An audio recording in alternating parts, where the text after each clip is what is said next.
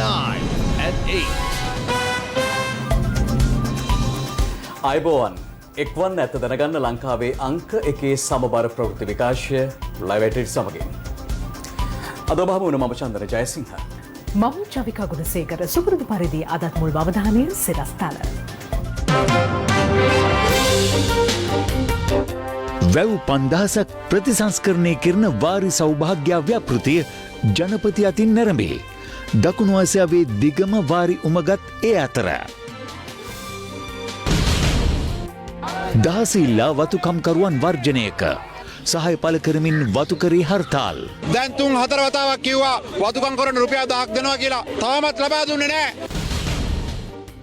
ලබන සඳුදා සිට පාරිභෝගික භාණ්ඩ 27ක මිල පහළට.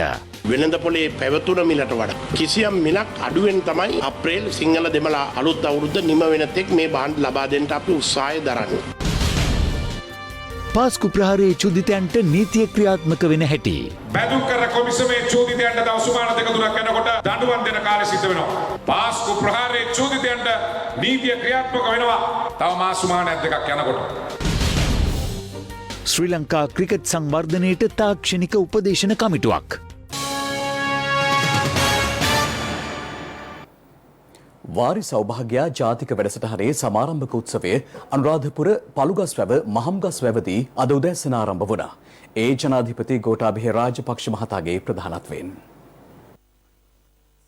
ජනාධිපති ගෝඨාභය රාජපක්ෂ මහතාගේ සෞභාග්‍යයේ දැක්ම ප්‍රතිපත්ති ප්‍රකාශය යටතේ මෙරට වාරි පද්ධතිය යලි නගා සිටුවීම මුල් කරගනිමින් වාරි සෞභාග්‍ය වැඩසටහන දිවයින පුරා ක්‍රියාවට නැංවීමට පියවරගෙන තිබෙනවා. ඒ යටතේ වැව් 5000ක් ප්‍රතිසංස්කරණය කිරීමට නියමිතයි. එම වැඩසටහන ක්‍රියාවට නැංවමින් උතුරු මැද පළාත් මහයල ව්‍යාපෘතියේ ඉදිකිරීම අද ආරම්භ වුණේ ජනාධිපති ගෝඨාභය රාජපක්ෂ මහතාගේ ප්‍රධානත්වයෙන්. මහවැලි සංවර්ධන ව්‍යාපාරයේ 6 වෙනි සහ අවසන් සැලැස්ම ලෙස උතුරු මැද පළාත් මහයල ව්‍යාපෘතිය ක්‍රියාවට නැංවා තිබෙනවා. මොරගහකන්ද සහ කළුගඟ ජලාශ වලින් ලබා ගන්න අතිරික්ත ජලය උතුරු මැද පළාත් මහයලේ පළමු අදියර වන කිලෝමීටර් 65ක දිගින් යුත් ඉහළ ඇලහැර ඇල මාර්ගය ඔස්සේ අනුරාධපුර කුරුලෑව ආසන්නයේ යක්කල්ල නම් සානය දක්වා ගෙන යාමට නියමිතව තිබෙනවා.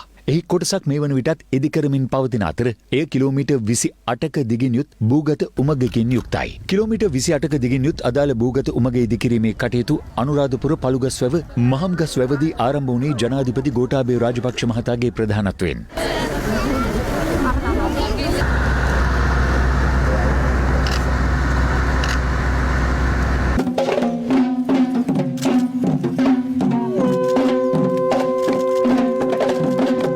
මෙහිදී ඇලමාර්ගයේ ඉදිකිරීම් ආරම්භ කරමින් පළමු පස් පිඩැල්ලද ජනාධිපතිවරයා විසින් කපනු ලැබුවා.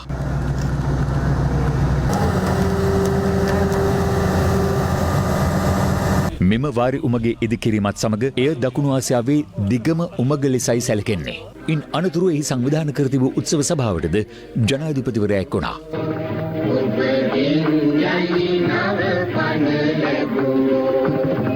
අපේ මේ ජනතාව ජයශ්‍රී මහ හාමුදුරුවන් රැක බලාගෙන රුවන්වැලි මහසෑය දෙස බලාගෙන මිනිසෙමෙටියේ ජයකොන්තේ ළඟට ගිහින් ඉල්ලුවේ වතුර ටික. අද එවන් ජන කොටසකටයි අතිගරු ජනාධිපතිතුමනි ඔබතුමන් සැනසුම් සුසුමක් දෙන්න මුල පිරුවේ. එදා දාවුසේන රජතුමා කලහම ඉඳන් යෝධාල හැදුවා හැතම්ම 56ක් 36 දක්වා ඒක විශ්වකර්ම වැඩක්. ඒ ඉතිහාසයේ දාවුසේන මහරජතුමාගෙන් පස්සේ ඒ විශ්වකර්ම වැඩේ කරන්නේ ඔබතුමා. ජනවාරි 25 වෙනිදා මතකයි බොරගහකන්ද ජලාශයට එදා ජනාධිපතිතුමා මහින්ද රාජපක්ෂ මහත්මයා මහවැලි බාර ඇමතුරු හිටපු ජනාධිපති මෛත්‍රීපාල සිරිසේන මහත්මයාගේ ආරාධනෙන් ඇවිල්ලා මුල්ගල් තියන වැඩ පටන් ගත්තා. අද මොරගහකන්ද ජලාශය ඉන්පසු ඉදිවෙච්ච 2005 පස්සේ ඉදිවෙච්ච කළුගඟ ජලාශයත් අද මේ මොහොත වෙනකොට ජලය පිටාරයි. මේ මොහොතේ මේ වැඩ පටන් ගන්නේ ඒ සුබ නිමිති එක් කරගෙන.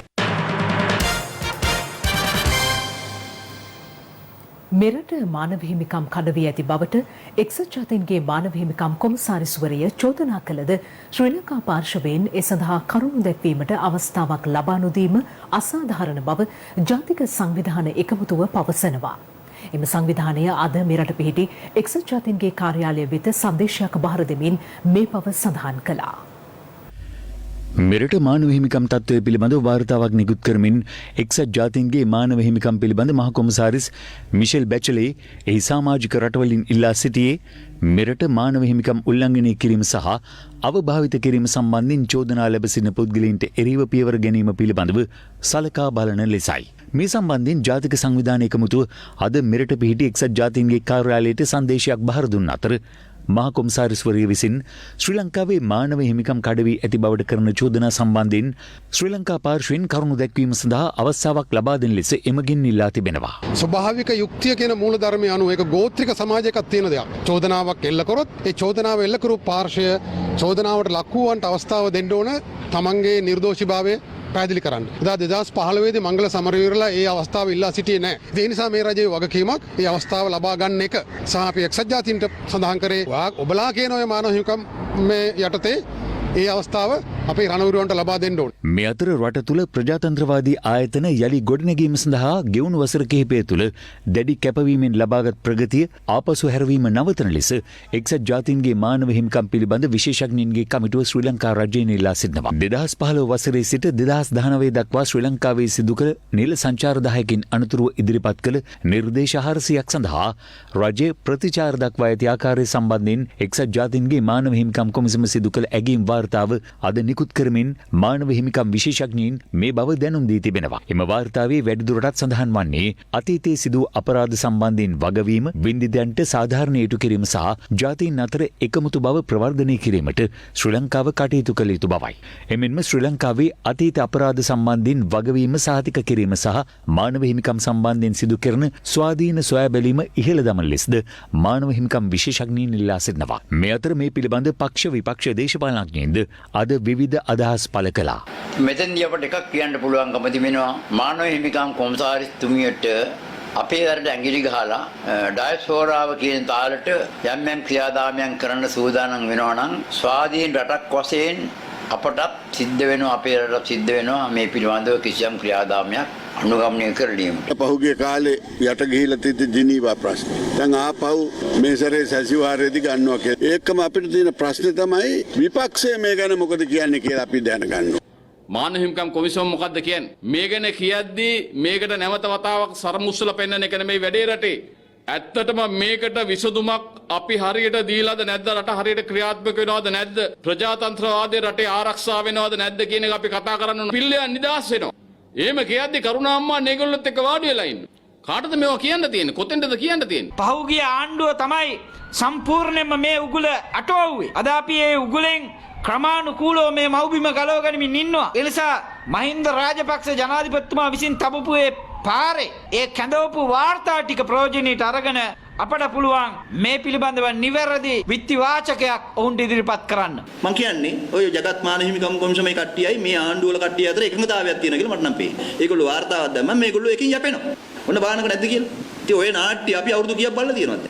ඒ වාර්තාවල වලට මුකුත් වෙන්නේ නැහැ. මේගොල්ලන්ට මුකුත් වෙන්නේ නැහැ. වාර්තාවේ 21 වන ඡේදයේ ආණ්ඩුවේ කටයුතු හමුදාකරණයේ යටතේ මහජන ආරක්ෂක අමාත්‍ය ධූරයට නාවික හමුදාවේ සේවය කළ සරත් වීරසේකර මැතිතුමා පත් කරලා තිබෙන බවට චෝදනාවක් නගලා තියෙනවා. සරත් වීරසේකර මැතිතුමා ඇමති පදවියට පත් වෙන්නේ නාවික හමුදාවෙන් විශ්‍රාම අරගෙන වසර 14කට පස්සේ. 22 වන ඡේදයේ යුද අපරාධ කළ ශවේන්ද්‍ර සිල්වා මැතිතුමා හමුදාපති ධූරයට පත් කරලා තියෙන බවටත් චෝදනාවක් සඳහන් වෙනවා. ශවේන්ද්‍ර සිල්වා මැතිතුමා යුදාපරාධ කළ බවට චෝදනා නගන දෙමළ බෙදුම්වාදීන්ට පසුගිය වසර 12ටම ඔහු යුදාපරාධයක් කළ බවට සාක්ෂි ඉදිරිපත් කරන්න අසමත් වෙලා තියෙනවා. පල්ලිගනීවියයි බියෙන් අපරාධ පරීක්ෂණ දෙපාර්තමේන්තුවේ හිටපු පොලිස් පරීක්ෂක නිශාන්ත සිල්වා ශ්‍රී ලංකාවෙන් පැන ගියා කියලා එතුමියගේ වාර්තාවේ සඳහන් වෙනවා. ඔහු පැන ගියේ ඇයි කියන එක ඔහු මේ වෙනකම් ප්‍රසිද්ධ කරලා නැහැ. හැබැයි අතුරුදාන් වුණු පුද්ගලයෙක් මෙතෙක් හෙළි නොකර රහසක් මානව හිමිකම් කොමසාරිස් නෝනා දන්නවා. ඒ කියන්නේ මානව හිමිකම් කොමසාරිස් නෝනා නිශාන්ත සිල්වාගේ අතුරුදාන් වීමේ පිටුපස සිටින අදීසි හස්තයේදයි කියන සාධාරණ සැකය අපිට මතුවෙන බව අපට එතුමියට කියන්න සිද්ධ වෙනවා. ඒ නිසා මේ වාර්තාව අතිශයින්ම පක්ෂග්‍රාහී Tamanට පැවරුණු වරමට පිටින් සකස් කළ වාර්තාවක්. ආණ්ඩුව මේ වාර්තාව සම්පූර්ණයෙන්ම ප්‍රතික්ෂේප කරන්න ගත්ත තීන්දුවට අපි හිස නමා ප්‍රණාමය පුද කරන්න මේක අවස්ථාවක් කරගන්න. දෙමළ දේශපාලන පක්ෂ සහ ඩයස්පෝරා විසින් නැගෙනහිර පළාතෙන් ආරම්භ කළ විරෝධතා පෙළපාලිය අද ත්‍රිකුණාමල ප්‍රදේශයෙන් තෙවැනි දිනටත් ගමන් ආරම්භ කළා. නිදහස් දින සැමරුමට විරෝධය පළ කිරීම, දෙමළ සිරකරුවන් නිදහස් කිරීම ඇතුළු තවත් ඉල්ලීම් කිහිපයක් මුල් කරගනිමින් ඔවුන් මෙම විරෝධතා පාගමන සංවිධානය කර තිබෙනවා. කෙසේ වෙතත් පොලිස් මාධ්‍ය ප්‍රකාශක නියෝජ්‍ය පොලිස්පති අජිත් රෝහණ මහතා පැවසුවේ අධිකරණ නියෝග නොතකමින් මෙම පෙළපාලිය පවත්වන කණ්ඩායම්වලට නීතිය ක්‍රියාත්මක කරන බවයි. 73 වන ජාතික නිදහස් සැමරුමට විරෝධය පළ කරමින් සහ තවත් ඉල්ලීම් කිහිපයක් මුල් කරගෙන දෙමළ දේශපාලන පක්ෂ නායකයන් කිහිප දෙනෙකුගේ සංවිධානයෙන් මෙම විරෝධතා පාගමන අම්පාර පොතුවිල් ප්‍රදේශයෙන් පෙරේදා දිනේ ආරම්භ කළා. එම විරෝධතා පාගමනට එරෙහිව එදින ලබාගත් අධිකරණ නියෝගයද නොතකමින් විරෝධතාකරුවන් පාගමනට එක්ව සිටියා. එම විරෝධතා පාගමන ඊයේ මඩකලපුව තාලන්කුඩා ප්‍රදේශයෙන් ආරම්භ කළ අතර මුස්ලිම් දේශපාලන පක්ෂ නායකින් කිහිප දෙනෙකුගේ මෙහෙයවීමෙන් ඊට ප්‍රදේශයේ මුස්ලිම් ජනතාවද එක් වුණා. තෙවන දිනට අද මෙම පෙළපාලිය ගමන් ආරම්භ කළේ ත්‍රිකුණාමලය ශිවම් කෝවිල හන්දියෙන්. එහිදී ඉදිරියට පැමිණි විරෝධතා පාගමනට මරත්තඩි ප්‍රදේශයේදී තවත් පිරිසකකින් විරෝධතාවක් එල්ල වුණා. කෙසේ වෙතත් එම විරෝධතා පාගමන නැවත ත්‍රිකුණාමලය තුනේ කනුව ප්‍රදේශයෙන් ආරම්භ වූ අතර එය අද මුලතිව් දක්වා ගමන් කිරීමට නියමිත බව අප වාර්තාකරුවන් සඳහන් කළා. අම්පාර පොතුවිල් ප්‍රදේශයෙන් ආරම්භ කෙරෙනු මෙම විරෝධතා පාගමන හෙට දින යාපනය දක්වා ගමන් ගැනීමට සැලසුම් කර ඇති අතර අධිකරණ නියෝගද නොතකමින් ගමන් ගන්නා මෙම විරෝධතා පෙළපාලියට එරෙහිව නීතිමය ක්‍රියාමාර්ග ගන්නා බවයි පොලිස් මාධ්‍ය ප්‍රකාශක නියෝජ්‍ය පොලිස්පති අජිත් රෝහණ මහතා පැවසුවේ. ඊයේ දිනේදී විශේෂයෙන්ම නැගෙනහිර පළාතේ ඒ වගේම උතුරු පළාතේ සමහර ස්ථානවල විවිධ ක්‍රියාකාරකම් සිදු වූ බවට වාර්තා වෙනවා. අධිකරණ නියෝගවලට පටහැනිව රථපෙළපාලි ගමන් කර ආකාරයක්ද නිරීක්ෂණය වෙනවා. මේ පිළිබඳව විශේෂ විමර්ශනයක් පොලිසිය විසින් ආරම්භ කර තිබෙනවා. විශේෂයෙන්ම අපි ජනතාවට දැනුම් දීමට කැමැති යම් යම් පිරිස් විසින් විජාතික බලවේග ඒ වගේම යම් යම් ඩයස්පෝරාවේ ක්‍රියාකාරිකයින්ගේ උපදෙස් මත විවිධාකාර කටයුතු සිදු කරන බවට වාර්තා වෙනවා. විශේෂයෙන්ම මොවුන්ගේ ප්‍රධාන අරමුණ වී ඇත්තේ පොලිසිය සමග ගැටුමක් ඇති කර ගැනීමෙන් අනතුරුව එම ඡායාරූප වීඩියෝ පට අන්තර්ජාලයට මුදා හැරීමට ඒ වගේම විවිධ අන්තර්ජාතික ආයතනවලට පෙන්වා සිටීමට එමගින් අපගේ රටේ ප්‍රතිරූපය විනාශ කිරීම වගේම විවිධ වාසි ලබා ගැනීම මේ සම්බන්ධයෙන් අපි දැඩි අවධානය යොමු කර තිබෙනවා. මේ අතර ඊයේ යාපනයේ ප්‍රදේශයේ පැවති වැඩසටහනකදී අමාත්‍ය දයාසිරි ජයසේකර මහතා මෙම විරෝධතා පෙළපාලිය පිළිබඳව මෙවන් අදහසක් පළ කළා. දැන් අද මේ යාපනයේ කොරෝනා රෝගය ඒ තරම්ම නැහැ. ඉතාම ස්වල්ප සංඛ්‍යාවක් ඉන්නේ. දැන් අද නැගෙනහිර ඉඳලා පෙළපාලියක් එනවා. ඒගොල්ලන්ට නිදහස නැහැ කියලා. නැගෙනහිර විශාල ප්‍රමාණයක් ඉන්නවා කොරෝනා රෝගීන්. යාපනයේ කොරෝනා පැතුරුනොත් ඒකට සම්පූර්ණයෙන් වග කියන්න ඕනේ දෙමළ ජාතික සන්ධානයයි, ගජන් පොන්නම්බල මැතිතුමාලයි, විග්නේශ්වරුන්යි කියන එක මම මේ අවස්ථාවේ කියන්න කැමතියි. ඒ නිසා අපි බලාපොරොත්තු වෙනවා හෙට වුණ සියලු දෙනාම PCR පරීක්ෂණයකට යොමු කරන්න. වතු සේවකයන් ආරම්භ කළ සංකේත වැඩවර්ජනයට සහාය පළ කරමින් වතුකරයේ නගර රැසක හර්තාල් ව්‍යාපාරයක්ද පැවැත්වුණා. වතු සේවක දෛනික වැටුප රුපියල් 1000කින් ඉහළ දැමීම සම්බන්ධයෙන් එළඹෙන 8 වැනි දින කම්කරු අමාත්‍යවරයාගේ ප්‍රධානත්වයෙන් සාකච්ඡාවක් පැවැත්වීමටද නියමිතව තිබෙනවා.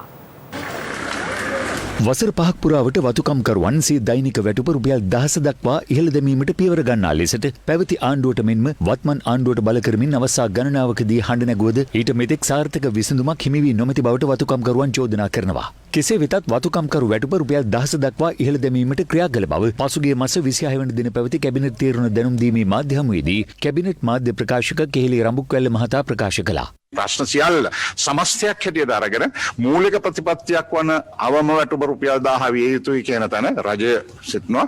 එවැනි වැඩපිළිවෙලකට කැබිනට් මණ්ඩලය අනුමැතිය ලබා දීලා තියෙනවා. අදාළ වැටුප් වැඩිවීම වතු හාම්පුතුන් ලබා නොදීමට විරෝධය පළ කරමින් අද උදෑසන දිවයින පුරා වතුකම්කරුවන් සංකේත වැඩවර්ජනයක් ආරම්භ කරනු ලැබුවා.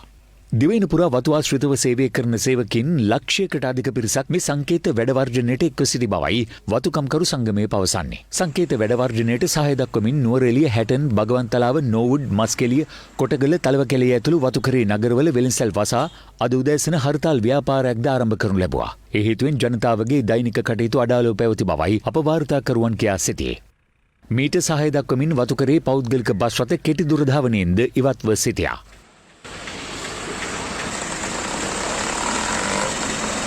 මේ අතර ඇතැම් ප්‍රදේශවල පාසල් අධ්‍යයන කටයුතුද අද පෙරවරුවේ අඩාලව පැවති අතර සිසුන්ගේ පැමිණීමේ අඩුවක්ද දැක ගැනීමට හැකි වුණා.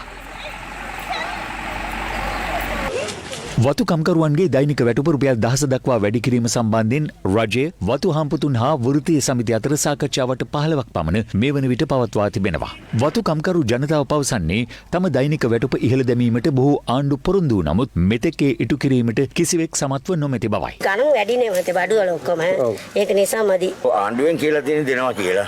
විශ්වාසයක් තියෙනවා රුපියල් 1000ක් කම් වෙයි කියලා. මේ අතර වතු නිවාස හා ප්‍රජා යටිතල පහසුකම් රාජ්‍ය අමාත්‍ය ජීවන් තොණ්ඩමන් මහතා කියා සිටියේ වතු සේවකින් දෛනික වැටුප ඉහළ දැමීම සඳහා ආරම්භ කළ සංකේත වැඩවර්ජනය සාර්ථක වූ බවයි. රුපියල් 16 දෛනික වැටුප ඉල්ලා වතු කම්කරුවන් ආරම්භ කළ සංකේත වැඩවර්ජනය හා හර්තාල් ව්‍යාපාරයේ සාර්ථක වූ බව ලංකා කම්කරු කොංග්‍රසය අද පැවති මාධ්‍ය හමුවකදී ප්‍රකාශ කළා. මේ වතු සමාගම ඉතාලගෙන හිටියා මේක අපි කතා කරලා සාකච්ඡාවලට හිතාගෙන හිටියා මේක මුකුත් වෙන්න නැහැ. ඒගොල්ලෝ ඉතන විදිහට කරන්න පුළුවන් කියලා. ඒක මිනිස්සු ඒ බලේ පෙන්නලා තිනවා මේ රුපියල් 1000ක් අවශ්‍යයි. ඒ හින්දා ඕන සටනක් කරන්න ලෑස්ති කියලා තමයි පොඩි මේකයි මේ කියලා තියෙන්නේ. දැන් 101යි අද අපි පෙන්නලා තියෙන්නේ. 99 තව තියෙනවා. අපිට ඕන බලවේගය අපිට පෙන්වන්න පුළුවන්. මේක ආණ්ඩු පක්ෂ විපක්ෂ කියලාවත් නැත්නම් කාටවත් මඩ ගන්නවත් වැරදි කියලාවත් කියන්න අපි එදා ඉඳලම රුපියල් 1000ක් ඉල්ලනවා. රුපියල් 1000ක් දෙන්න ඕන. දැන් රුපියල් 1000ක් දෙන්න පඩිපාරක සභාව වෙන නිසා සම්පූර්ණ සහයෝගය අපි දෙනවා. මේ අතර වතුකම්කරුවන්ගේ දෛනික වැටුප රුපියල් 10 දක්වා වැඩි කරන ලෙස ඉල්ලා පිටකොටුව ගෑස් පාහන්දියේද වෙළඳ ව්‍යාපාරිකයන් පිරිසක් අද විරෝධතාවක නිරත වුණා. වතුකම්කරුවන්ගේ සහභාගීත්වයෙන් තවත් විරෝධතාවක් පැවැත්වුණේ හපුතලේ නගරයේදී. අපට ආරංචියක් තියෙනවා දැන් රුපියල් 860ට වතුකම්කරුවන්ගේ පඩිය ලබා දෙන්න සූදානම් කියලා. නැවත කෑලි එල්ලලා බේසික් එක රුපියල් 860 වගේ තියාගෙන අපි එකට ඉඳ තියන්නේ නැහැ. මේ අරගලය තවදුරටත් දියත් කරනවා කියන කාරණේ කියනවා. වතුකම්කරුවන්ගේ දෛනික වැටුප රුපියල් 10කින් ඉහළ දැමීම සම්බන්ධයෙන් එළඹෙන 8 වන දින කම්කරු අමාත්‍ය නිමල් සිරිපාල සිල්වා මහතාගේ ප්‍රධානත්වයෙන් වතු හම්පුතුන් හා වෘත්තීය සමිතිය අතර සාකච්ඡාවක්ද සිදු කිරීමට නියමිතව තිබෙනවා. ඉන්දියාවෙන් ලබාගත් අමරිකානු ඩොලර් මිලියන 400ක් වටිනා හෝමාරු ණය සම්පූර්ණයෙන්ම පියවා අවසන් බව ශ්‍රී ලංකා මහ බැංකුව සිය ට්විටර් ගිණුම හරහා නිල නිවේදනයක් නිකුත් කරමින් සඳහන් කරනවා. මේ අතර කොළඹ වරායේ නැගෙනහිර පර්යන්තය වරාය අධිකාරිය සතුව තබා ගැනීමට ශ්‍රී ලංකාව ගත් තීරණය ඒකපාර්ශවීය හා කනගාටුදායක බව ජපන් තානාපති අංශ පවසා ඇතැයි ද හින්දු පුවත්පත වාර්තා කර තිබෙනවා.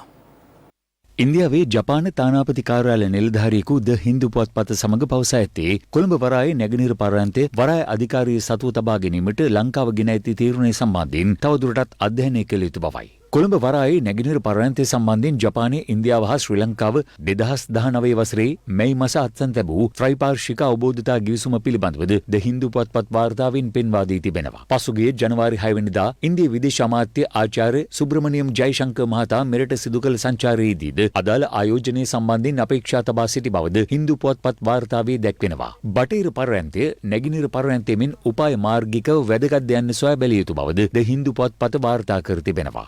අතර ඉන්දියාවෙන් ලබාගත් ඇමරිකානු ඩොලර් මිලියන 400ක් වටිනා හෝමාරු ණය සම්පූර්ණයෙන්ම පියවා ඇති බව ශ්‍රී ලංකා මහ බැංකුව නිවේදනය කරනවා. පසුගිය වසරේ ජූලි මාසයේදී ශ්‍රී ලංකාව ඉන්දියාවෙන් ඇමරිකානු ඩොලර් මිලියන 400ක ණය මුදලක් ලබාගෙන ඇති අතර කොළඹ වරායේ නැගෙනහිර බහලුම් පර්යන්තය පිළිබඳ වූ ගිවිසුම අවසන් වීමෙන් පසු ඉන්දියාවද එම ණය ආපසු ගෙවීමේ කාලය දීර්ඝ කිරීමෙන් වැළකී සිටි බවට විවිධ වාර්තා පළ වුණා. පාස්කු ප්‍රහාරයේ චූදිතයින්ට සති දෙකක් ඇතුළත දඬුවම් පමුණුවන බව කෘෂිකර්ම අමාත්‍ය මහින්දානන්ද අලුත්කමගේ මහතා පවසනවා. නාවලපිටිය තරුණ බලමණ්ඩල රැස්වීමට සහභාගී වෙමින් අද ඔහු මේ බව ප්‍රකාශ කළා. හම්බන්තොට විකුණපු හැටි මත්තල විකුණන්න සැලසුම් කරපු හැටි බැඳුම් කර මංකොල්ලේ කාපු හැටි ඒ නිසා අද මේ වැරදි කරපු මිනිස්සුන්ට අපි දඬුවම් දීපු නැති නිසා අපි අසමත් කියලා කියනවා. ඒ නිසා අසමත් කියපු අයට අපි කියන හෙට අනිද්දා බලා ගන්න බැඳුම් කර කොමිසමේ චෝදිතයන්ට දවස් සුමාන දෙක තුනක් යනකොට දඬුවම් දෙන කාලෙ සිද්ධ වෙනවා. පාස්කු ප්‍රහාරයේ චෝදිතයන්ට නීතිය ක්‍රියාත්මක වෙනවා. තව මාස සුමානක් දෙකක් යනකොට. ඒ නිසා අපි පොරොන්දු වුණා බැඳුම් කර මිනිස්සුන්ට වැරදි කරුවන්ට දඬුවම් දෙනවා කියලා පාස්කු ප්‍රහාරයට සම්බන්ධ වෙන දඬුවම් දෙනවා කියලා ඉදිරි සුමාන දෙක ඇතුළත ඔබට දැක බලා ගන්න පුළුවන්. මේකේ වැරදි කරුවන්ට නීති ඉදිරියේ හමුවන්න රජය කටයුතු කරන්න පුළුවන්. අද මේගොල්ලෝ නිකන් බෞද්ධ ඉස්මායිලා වගේ. පහුගිය අවුරුදු 5 මේරට විනාශ විනාශ කරපු සියලු දේවල් වලට ඒගොල්ලෝ වග කියන්න ඕන. අද මෙතන ඇවිල්ලා කතා කරනවා මේ මොකවත් දන්නේ නැති බබාලා වගේ. ඒ නිසා මිත්‍රවරුනි ඔබට හොඳ ජනාධිපතිවරයෙක් අද මෙරට ඉන්නවා. ඒ නිසා එතුමා වෙනුවෙන් එතුමා ගෙනියන වැඩපිළිවෙල සාර්ථක කරගන්න අපි ඕනෙම දෙයකට අපි එතුමාත් එක්ක හිට ගන්නවා. ඒ එතුමා ගෙනියන වැඩපිළිවෙලට විරුද්ධව කවුරු හරි හිට ගන්නවා නම් ඒ අයට විරුද්ධව කටයුතු කරන්න අපි පසුබට වෙන්නේ නැහැ.